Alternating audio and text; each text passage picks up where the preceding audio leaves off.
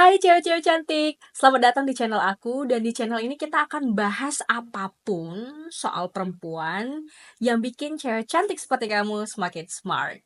Dan kali ini kita akan bahas tentang kenapa sih sulit banget jadi perempuan high value. High value woman itu kan identik dengan perempuan yang keren, yang elegan, yang mungkin diidam-idamkan sama banyak cewek. Ini jadi hal yang sulit karena kalau kita scroll-scroll sosial media kita, entah itu TikTok, Facebook, Instagram, X, dan lain-lain, high value woman itu kayaknya ya beda influencer, maka beda pula definisi high value woman yang mereka ilhami. Benar gak teman-teman? Kadang tuh gini, ada orang yang pengen banget jadi seseorang yang high value woman, tapi malah jatuhnya jadi arrogant woman, jadi pembenci, jadi orang yang suka mengundang peperangan di antara gender. Mari kita kupas soal ini ya. Yang pertama, asal-usul terminologi high value woman. Jadi beberapa hari yang lalu itu aku udah melakukan riset kecil-kecilan dan aku sangat kesulitan untuk menemukan ya sejarah dari high value woman ini ya.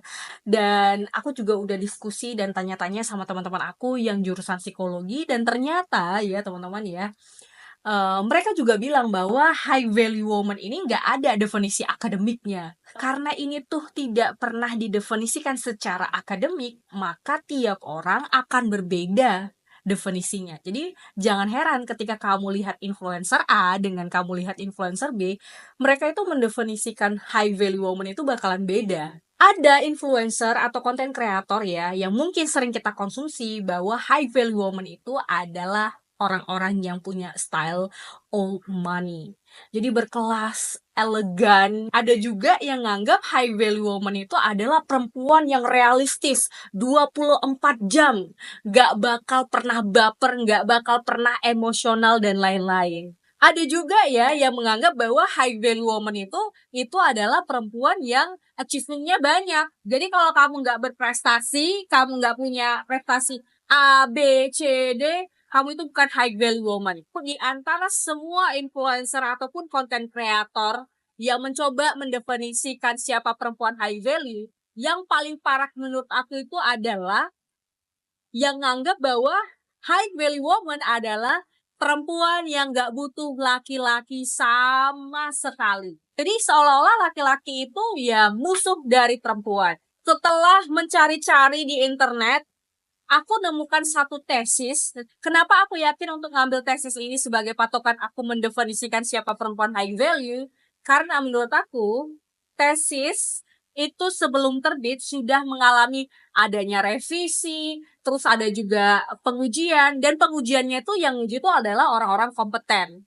Ini ada satu judul ya teman-teman ya, dari University Kentucky dengan judul Sugar and Spice, Sex, Money, and Social Media. Penulis atau si peneliti itu ngebuat satu penggambaran soal perempuan high value. May best be described atau paling tepat digambarkan tuh sebagai titik. Terus si peneliti ini sekalipun tidak mendefinisikan secara langsung perempuan high value adalah perempuan yang seperti ini. Tapi perempuan high value may best be described atau paling tepat digambarkan tuh sebagai perempuan yang mau nge-improve dan level up dirinya. Definisinya rancu kan ya teman-teman ya. Karena improve ataupun level up itu kan semuanya subjektif. Artinya perjalanan orang bakalan beda-beda untuk mencapai posisi high value woman. Bahkan kalau kita sudah mulai mencintai diri kita ya, yang sebelumnya kita nggak mencintai diri kita udah bisa dong masuk ke dalam kategori high value woman. Ya enggak sih? Dan lagi-lagi ya teman-teman ya, level orang itu berbeda-beda, level kehidupannya beda-beda, backgroundnya beda-beda. Jadi cara memperbaiki diri juga pasti beda-beda. Intinya, kita bisa ambil garis besarnya bahwa yang penting kita itu mencoba menjadi seseorang yang lebih baik setiap harinya. Seperti yang aku ceritakan di awal teman-teman, terkadang ya pengennya jadi high value woman, tapi malah jadi arrogant woman. Nah, makanya ya, ada 3 poin yang menurut aku harus kita tetap awasi dalam proses kita menjadi perempuan high value, supaya kita itu nggak kebablasan. Yang pertama, teman-teman, punya framework berpikir sehingga kita itu terjauhkan dari bias kognitif. Kalau kita bias kognitif, ya, Itu bisa ngebuat kita itu merasa benar ya, padahal kita melakukan kesalahan. Ketika perempuan high value itu adalah terminologi modern, atau hal yang nggak ada secara akademisnya dikaji gitu ya teman-teman ya, maka ini akan sangat sulit mendefinisikan dan setiap orang punya pandangan yang berbeda soal perempuan high value. Jadi, kamulah yang menjadi filter di hidup kamu memilah-milih informasi. Ketika ada informasi, kamu itu berpikir kritis, apakah informasi ini benar atau enggak. Setiap laki-laki itu pasti bajigur adalah overgeneralisasi ya. Jadi kita menganggap semua orang itu sama, padahal yang salah adalah individu. Maka berpikir kritis itu menjadi bagian terpenting ketika kamu ingin menjadi perempuan high value woman yang tenang, damai hatinya. Sekarang sangat mudah menjadi emosional gara-gara berita-berita yang ada gitu ya. Misal ada berita perselingkuhan, ada berita tentang mokondo, ada berita tentang A, B, C, D. Dan kebetulan itu relate sama kita, itu ngebuat kita merasa, oh memang semua laki-laki itu seperti itu. Harus ada keinginan untuk berpikir kritis atau proses berpikir. Nah, jadi kita ketika mendapatkan informasi, kita bedah lagi. Apakah ini benar informasinya? Apakah ini ada biasnya? Apakah ini membuat aku menjadi damai? Atau malah membuat aku menjadi gelisah? Ya, berpikir kritis lagi, ini tuh asumsi atau fakta. Nah, faktanya baik cewek maupun cowok, itu memang ada yang bajigur, teman-teman ya. Nah, maka yang perlu kita fokuskan adalah bagaimana caranya menghindari lelaki bajigur ataupun perempuan bajigur. Jangan sampai ya influencer A bilang A, ikut. Influencer B bilang B, ikut gitu. Kita sendiri pun perlu jadi filter di kehidupan kita. Yang kedua adalah emotional intelligence atau kecerdasan emosi. Biasanya gini, kalau kita ada kemauan berpikir kritis, berpikir jernih, berpikir tenang, berpikir damai, biasanya poin nomor 2 ini ngikut. Jangan salah kaprah soal, oh perempuan itu orangnya emosian, emosional, dan lain-lain.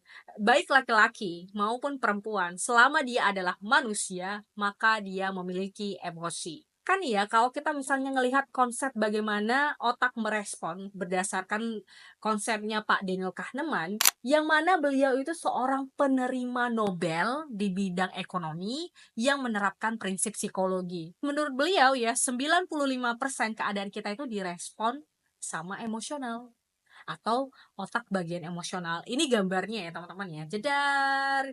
Ingat ini teman-teman bahwa ternyata emosi itu letaknya bukan berada di hati, tapi berada di otak. Lah kenapa ya kecerdasan emosi itu kerjasama antara bagian emosional dan bagian rasional. Teman-teman, emosi itu bukan cuma soal marah aja. Karena kan banyak kan orang menganggap bahwa, oh aku lagi emosi.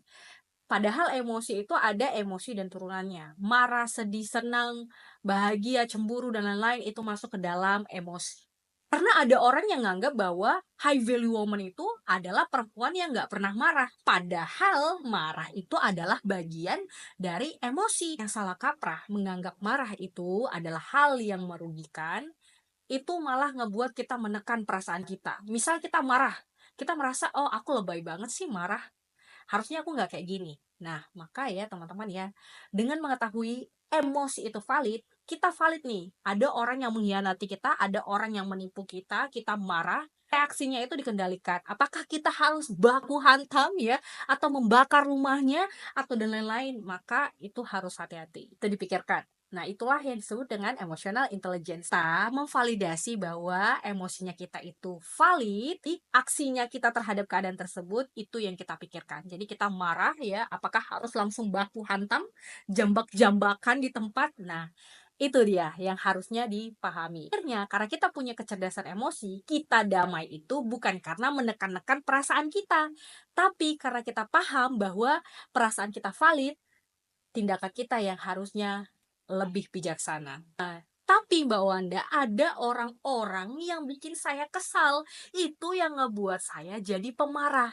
Nah, itulah yang menjadi poin selanjutnya teman-teman, boundaries. Kita nggak bakal bisa berpikir kritis dan nggak bakal bisa punya emotional intelligence kalau nggak dibarengi dengan boundaries. Boundaries ini adalah batasan. Jadi terkadang banyak orang menganggap dia itu pemarah, padahal orang yang dianggap pemarah ini bisa jadi dia itu terus-terusan diganggu boundariesnya. Bayangkan aja ya, ada orang yang terus-terusan menghina kamu, ya wajar aja tiba-tiba kamu meledak gitu ya. Pas kita meledak, kita malah dibilang pemarah. Nah, itulah kalau misalnya boundaries itu terus-terusan dilanggar. Maka boundaries ini harus dipahami bahwa batasan-batasan apa yang bisa kita terima dan nggak bisa kita terima itu adalah hal wajar dan hal yang menjadi perlindungan diri kita. Jadi kalau kita kebanyakan berkorban untuk orang lain, apalagi sebenarnya kita itu udah sangat nyesek tapi kita terus-terusan berkorban. Istilah populernya people pleaser ya. Jadi nggak bakal bisa kognitif kita berjalan kalau misalnya situasi kita stres, maka boundaries, batasan ya udah harus dijalankan. Kalau kamu nggak bisa bantu, kamu bisa bilang, sorry aku nggak bisa. Memang teman-teman ingat ketika teman-teman menerapkan boundaries akan ada tipe-tipe orang. Ada tipe orang yang langsung oke, thank you udah kabari kalau kamu nggak bisa. Ada tipe orang yang malah marah-marah, ih masa bantu gini doang aja kamu nggak bisa. Nah, ada juga tipe orang yang hari ini dia oke, kamu nggak bisa, besok dia akan tanya lagi, tanya lagi, tanya lagi sampai kamu mau. Maka menerapkan boundaries itu pun nggak segampang itu. Jadi kita harus bolak-balik mengedukasi orang lain soal boundariesnya kita. Dan kalau misalnya ada yang udah kelewat banget, ya udah say goodbye sama mereka ya. Jadi jangan sampai kita stres. Kesimpulannya adalah ketika kamu sudah mencoba untuk nge-improve dirimu, menjadi dirimu yang lebih baik daripada sebelumnya, tiap hari menjadi individu yang terus-menerus memperbaiki diri, menjadi orang yang lebih sabar, menjadi orang yang menerapkan boundaries, menjadi orang yang mungkin pada saat ini um, memilih untuk beristirahat ketimbang mengorbankan diri, itu sudah bentuk improvement. Dan kalau kita terus-menerus melakukannya ya menjadi lebih baik setiap hari, maka kita bisa dikategorikan perempuan high value. Dan pastikan supaya kita nggak menjadi arogan woman atau perempuan yang malah arogan, pembenci, dan pengundang perang antara gender. Maka pastikan kamu punya cara berpikir yang benar, yang jernih, framework berpikir, kamu juga punya emotional intelligence dan boundaries. Nah, itu dia poin penting kita kali ini. Jangan lupa ya teman-teman komen, dan see you on next video. Bye bye.